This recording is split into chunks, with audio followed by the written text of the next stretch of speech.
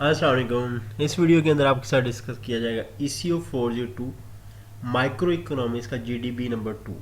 इसकी लास्ट एक Feb 1 है 2021। चलो जी सोल्यूशन स्टार्ट करते हैं।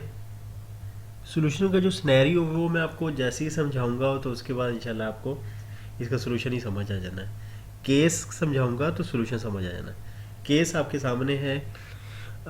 British electric supply industry operates its function. ये ब्लू में जनरेशन ट्रांसमिशन डिस्ट्रीब्यूशन में आपको समझाता हूँ। ये जीडीपी का हिस्सा नहीं है, मैंने ऐड कर दिया है। ठीक है। ब्रिटिश इलेक्ट्रिक सप्लाई कंपनी को आप ऐसे समझे जैसे ये पाकिस्तान की वापडा है। वापडा जो अपना बिजनेस करती है या अपना फंक्शन परफॉर्म करती है वो क्या करती है, वापडा बिजली जनरेट करवाती है, पैदा करवाती है। ठीक है।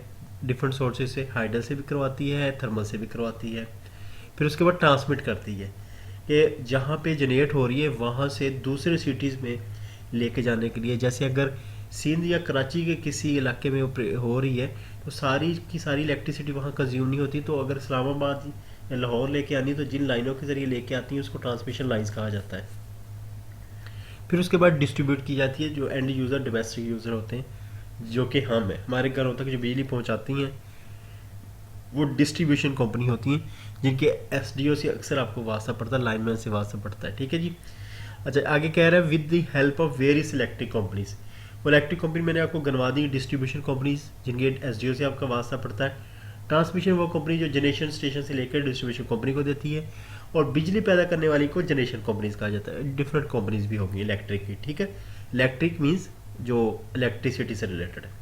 फिर है this company produce electricity various sources such as coal, gas and wind. मैंने बता दिया पानी से भी पैदा करते हैं, ये कोयले से भी करते हैं, और गैस से भी करते हैं, हवा से भी करते हैं, सोलर की सूरज की रोशनी से भी करते हैं। ठीक है जी, इतना क्लियर हो गया। अभी अगली लाइन समझे जी।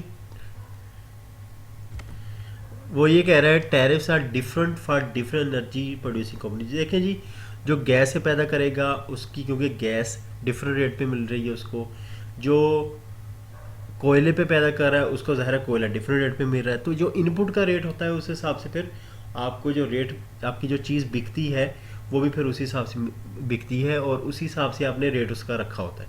अगर आप सस्ती पैदा कर रहे हैं, आपको इनपुट उसकी सस्ती है, ठीक है, तो आप बेचेंगे भी सस्ती कंपैरेटिवली। ठीक है। अच्छा जी, ये लाइन भी क्लियर होगी। ब्रिटिश इलेक्ट्रिक टैरिफ, वही हमारी जो वापडा है, create substantial welfare loss equal to between 6 and 20% of domestic consumption value. कह रहे हैं कि जितना भी कंजप्शन हो रही है इलेक्ट्रिसिटी की, सपोज के 100 रुपये की बिजली पूरे इलाके में यूज़ हो रही है, वो कह रहा है उसका 6 से लेके 20% भी, 6 से लेके 20 रुपये तक वेलफेयर लॉस में चला जाता है। वेलफेयर लॉस क्या होता है ये समझ लें कि जो जब भी गवर्नमेंट का कोई ऐसा डिसीजन, जैसे वो कोई प्राइस सीलिंग लगा दे कि इससे ऊपर प्राइस आप नहीं ले जा सकते, या कोई लोअर लोअर उस पर लगा दे, लोअर प्राइस एक फिक्स कर दे, एक हायर प्राइस जाके फिक्स कर दे। ठीक है। ये जो डिसीजन होते हैं कि प्राइस इससे ऊपर नहीं ले जा सकते आप, या प्राइस से नीचे नहीं ले जा सकते आप, तो इसके नतीजे में क्या होता है, बाज़ का तो जो प्रोड्यूसर होता है उसको नुकसान हो जाता है क्योंकि उसका प्रॉफिट मार्जिन कम हो जाते हैं। बाज़ का कस्टमर जो होता है उसको नुकसान हो जाता है। ये अब प्रॉफिट, अगर आप वेलफेयर लॉस पढ़ेंगे तो आपको क्लियर हो जाएगा। ठीक हो गया, ये लाइन क्लियर होगी। आगे चलें। अच्छा, इस लाइन में कह रही losses are greater than unpriced distributional and environmental counter effects. ये इसको ना आम अल्फाज में समझ लें, इसको हम इलेक्ट्रिकल इंजीनियरिंग में कहते हैं लाइन लॉसेस। ठीक है। जब इलेक्ट्रिसिटी को ट्रांसमिट किया जाता है तो इसके ट्रांसमिशन के दौरान लॉसेस हो रहे होते हैं। ठीक है।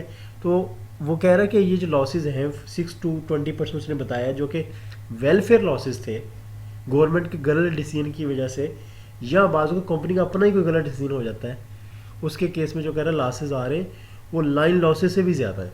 ठीक है। आसान लफ्ज़ों में इनको लाइन लॉसेस कहेंगे। ये मुश्किल टाइम उसने बनाई, मैंने सौखा कर दिया आपके लिए।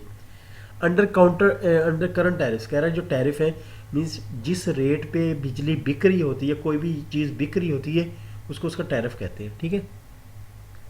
एक्सपेक्टेड टेक्नोलॉजिकल चेंज, कह रहा है अगर न्यू टेक्नोलॉजी ला के लगाई जाए ना पावर हाउसेज के अंदर, कंपनीज के अंदर, ट्रांसमिशन के अंदर, तो कह रहा है ये जो लॉसेज है ना टोटल वेलफेयर जो बता रहा है ये कम हो जाएंगे। ठीक है जी, आगे चलते हैं। ले जी, असल जो क्वेश्चन है ये जो ऊपर हमारे साथ वो सारी उसने ना हमें उलझा रहा था और हम उलझे नहीं। ये जो ब्लू वाला पोर्शन मैंने दिखा रहा हूँ ना आपका, ये है असल में उसका क्वेश्चन क्या, to deal with production losses. ये जो लॉसेज हैं वो लाइन लॉसेज में आपको बताए थे, ठीक है, या वेलफेयर लॉसेज मैंने आपको दिखाए थे। वैसे जो वेलफेयर लॉसेज वो इसमें नहीं आते। प्रोडक्शन लॉसेज ये होता है कि आप जब कोई चीज़ पैदा कर रहे होते उसके दौरान जो लॉसेज आ रहे हो तो वो प्रोडक्शन लॉसेज कहलाते हैं। ठीक है।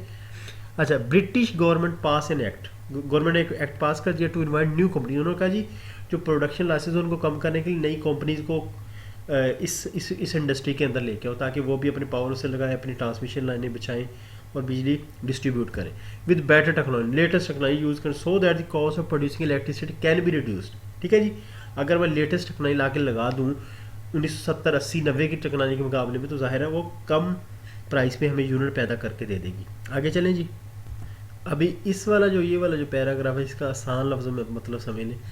वो कह रहा है जब deployment of distributor energy source, मतलब जब नए पावर हाउस लगा लिए गए, सोलर के लगाए या जिसके भी लगाए, इसने एग्जांपल के तौर पे लिखा, मतलब कोई भी लोग लग सकते हैं, गैस का भी लगाया होगा, कोल का भी लगाया होगा। कह रहे जो बेनिफिट अडाप्टर से क्या था, जो नए आए हुए थे उनको फ़ायदा हुआ एट द एक्सपेंस ऑफ क्या, नॉन अडाप्टर जो पुराने थे पहले, वो तो उसी पे पैदा कर रहे थे ना। अच्छा, फ़ायदा कैसे दिया गया नए वालों को, recalibrated to recover fix cost. Fix cost वो होती है जो कि आपका बिजनेस भले कोई यूनिट प्रोड्यूस करे ना करे, कुछ प्रोडक्शन करे ना करे, कुछ जनरेशन करे ना करे, वो फिक्स कास्ट जैसे आपके एम्प्लॉइज़ की ज़्यादा तनख्वाह तो हमने देनी है, ठीक है, अपने ऑफिस के खर्चे तो भरने और ये सारे मामला थे। फिक्स कास्ट कह रहा हूँ उनको इसमें बेनिफिट दिया गया। आगे देखते हैं। अभी वो ये कह रहा है कि सब कुछ कर लिया, it is observed that even then after the entrance of new companies, नई कंपनियां भी आ गई, losses can not be recovered, losses कहता उधर के उधर, cost of production further goes up, और प्रोडक्शन की कॉस्ट और ऊपर गई। अभी उसका सवाल जो है ना हमसे वो देखें आप, सवाल उसका है जी identify that industry under which type of industry the pretty electric supply company is working.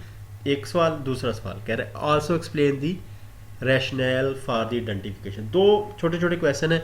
अभी आप समझ रहे होंगे 7 मिनट में हमने शायद सिर्फ स्टेटमेंट पढ़ी है, बिल्कुल नहीं, हमने 7 मिनट में इसका सोल्यूशन ही कर लिया है। अभी आपके सामने सोल्यूशन लेके आता हूँ।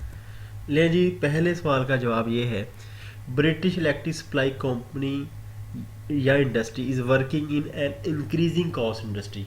वो क्यों, वो आपको मैं एक बार दोबारा आपकी तवज्जो दिलाता हूँ एक इस बात की तरफ कि इस पैराग्राफ में उसने क्या कहा है। ठीक है जी, उसने क्या कहा, सारा कुछ कर लिया, नई कंपनियां भी आ गई, losses can not B recover, losses वैसे के वैसे ही थे, रिकवरी और कॉस्ट ऑफ प्रोडक्शन बढ़ गई। ठीक है, जब कॉस्ट ऑफ प्रोडक्शन बढ़ जाती, जब आप प्रोडक्शन बढ़ाते हैं और उसकी इंडस्ट्री की प्रोडक्शन बढ़ाते, सपोज क्या पहले आपकी इंडस्ट्री में 1000 यूनिट पैदा हो रहे थे, आपने नई मशीनरी लगा दी, नए प्लांट लगा दिए, 2000 यूनिट पैदा होने लगे, लेकिन कॉस्ट फिर भी बढ़ी, कॉस्ट ऑफ प्रोडक्शन फिर भी बढ़ी रही है। ठीक है, यूनिट महंगे से महंगा पड़ रहा है, ठीक है, इकोनॉमीज ऑफ स्केल आ ही नहीं रहा। तो इस केस में कहते हैं कि ये इंडस्ट्री जो है इंक्रीजिंग कॉस्ट इंडस्ट्री होती है। अभी दूसरे सवाल का जवाब देखते हैं। अब दूसरे सवाल का जवाब हमने ये देना है कि ये आप इसको थोड़ा एक्सप्लेन कर दें। मीन्स कह रहा है आइडेंटिफाई कैसे किया आपने। हमने कहा जी as the firms are attracted towards industry by recalibrating और adjusting the tariff to recover fix cost. ये वही लाइन उठाई है कि जैसे अट्रैक्ट किया और टैरिफ को रीएडजस्ट किया कि ताकि फिक्स कॉस्ट उनकी रिकवर होती रहे। A favourable tariff is given to generation company. ठीक हो गया, मानते हैं कि उनको जब फिक्स कॉस्ट रिकवर करने के लिए अच्छा टैरिफ दिया तो उनकी फेवरेबल टैरिफ दे दिया उनको। ठीक है, इस सिनेरियो के अंदर क्या हो रहा है, अच्छा जब आपको टैरिफ अच्छा मिल गया क्या हुआ, companies in business started earning higher returns. Return mean profit. जाहिर है जब आपको टैरिफ अच्छा मिल गया, आपको टैरिफ मिला था 4 रुपये का, एक यूनिट के हिसाब से आपको दे दिया 4.5 रुपये का, तो आपको तो ज़्यादा प्रॉफिट होने लगे जो आप बिजनेस में थे। फिर क्या हुआ, consequently more generation company came to this industry. देखिए आपको जब दूसरी कंपनी को पता चला कि इस इंडस्ट्री या पावर सेक्टर में बड़ा प्रॉफिट है, बड़ा अच्छे टैरिफ मिल रहे हैं, तो बाकी कंपनियां भी इस तरफ आने लगी। फिर क्या हुआ, this increase the consumption of inputs which further increase their price. अच्छा, नई कंपनी आने से कंजप्शन ऑफ इनपुट्स कैसे बढ़ गई। देखें पहले कि आप 1000 यूनिट पैदा कर रहे थे और कंपनी आई, उसने भी 1000 यूनिट पैदा करने शुरू कर दिए, तो दोनों ने कुछ इनपुट्स तो यूज़ की ना। फ़र्ज़ करें कि पहला प्लांट भी गैस के ऊपर था, दूसरा प्लांट भी गैस के ऊपर था, तो क्या हुआ, गैस की कंजप्शन जो थी, इस्तेमाल जो था, खर्च जो था गैस का, वो डबल हो गया। डबल होने से क्या हुआ, फिर जो गैस कंपनियां थी उनको भी लालच पड़ गई कि हमारी चीज़ ज़्यादा बिक रही है तो हम इसका रेट बढ़ाएंगे, तो उन्होंने रेट बढ़ा दिया। तो इस तरह करके ये सारा मामला अपवर्ड चला गया। और इसमें फिर आखिर में हमने आखिरी लाइन ये लिख दी कि लॉन्ग रन एवरेज कॉस्ट बढ़ गई, क्योंकि जब सारी कॉस्ट बढ़ गई तो यूनिट की एवरेज कॉस्ट बढ़ गई। लॉन्ग रन में ज़ाहिर है कंपनी कोई आज आपने लगाई कल दूसरी कंपनी थोड़ी लग जाएगी, तो लॉन्ग रन में जाके होता है ना फैसला। तो यूनिट मूव, तो अपवर्ड मूव कर गई curve. As the new firms enter the industry, जैसी फर्म आई नहीं तो जो थी average cost curve upward move कर गई। So this way long run equilibrium occurs at higher price. Long run के केस में जो इक्विलिब्रियम होता है फिर सेटल कहाँ होता है, हायर प्राइसेस के ऊपर। लेकिन इसके साथ ही माशाल्लाह हमने ECO 402 का एग्जैक्ट, इसमें कोई डाउट वाला नहीं बात, एग्जैक्ट GDP आपके साथ शेयर कर दिया है। बस इसको मॉडिफाई कर लीजिएगा, थोड़ी इंग्लिश ग्रामर चेंज कर लीजिएगा, थोड़ा कॉन्सेप्ट अगर जिनका क्लियर है तो वो इसमें कुछ ऐड भी कर सकते हैं। नेक्स्ट वीडियो तक के लिए स्टडी पॉइंट आपसे इजाज़त चाहेगा। दुआ में याद रखिएगा। अस्सलाम वालेकुम।